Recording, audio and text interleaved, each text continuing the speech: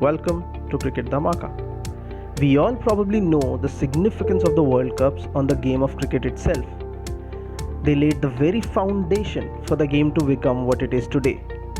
But do we know enough about the World Cups in their own individuality? Well, you will now, as I'm about to start telling you interesting facts about each World Cup.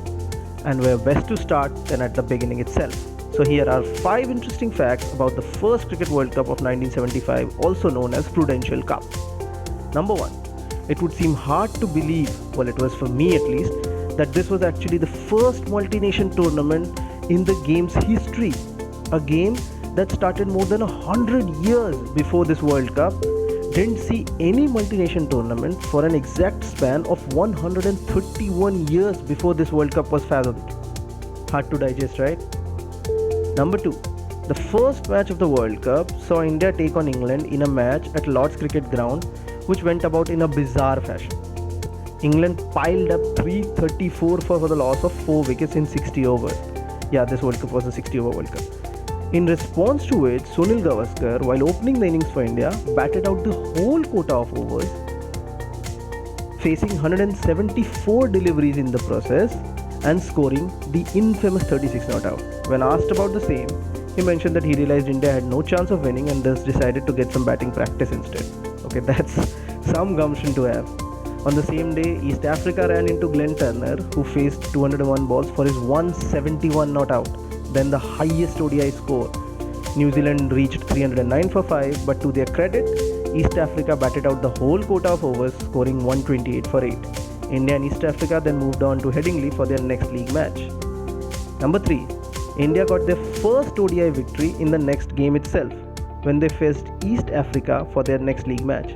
Batting first, East Africa could only scrap to 120, in which Madan Lal took 3 for 15 and Abid Ali finished with 2 for 22. But it was Bishan Singh Bedi who stole the show with unreal figures of 12 overs, 8 maidens, 6 runs and a wicket. He was simply too good for the East Africans, who had never encountered bowling of such high quality. The Indian fielding was excellent and Engineer did an outstanding job behind the stumps. He would be rewarded later for his exuberant performance.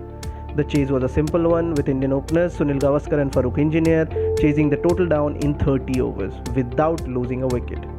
This was India's first victory in the ODIs and also the first victory with 10 wickets in the history of the game. Now that's what you call starting in style. Number 4. The first semi-final at Headingley turned out to be a dramatic encounter, with Gary Gilmore, while picking 6 wickets for 14 runs, skittled out England for 93. With Australia reeling at 39 for 6 in the response, he walked out and sealed the match with 28 not out. West Indies though strolled to a 5-wicket victory over New Zealand in the other semi-final at the Oval. Number 5. The final turned out to be a tight game. Put into bat in the final at Lord's, West Indies were reduced to 50 for 3 before Clive Lloyd, with an emphatic 85-run ball 102, turned the tides. Rohan Kanhai played the perfect anchor, and with the lower order contributing, West Indies finished on 291 for 8. Australia was struck hard by the underrated boys, who scored a 37-ball 34 and took 4 for 50, and of course Viv Richards, who ran out Alan Turner and the Chappell brothers with amazing throws. Dennis Lillee and Jeff Thompson raised hopes with a 41-run last wicket hand, but in the end, West Indies deservedly lifted the trophy with a 17-run win. Gary Gilmore finished as the highest wicket taker for the World Cup with 11 wickets in just 2 matches. He was also the highest scorer in the semi-final win. That's all folks for now. I hope you enjoyed listening to these interesting facts.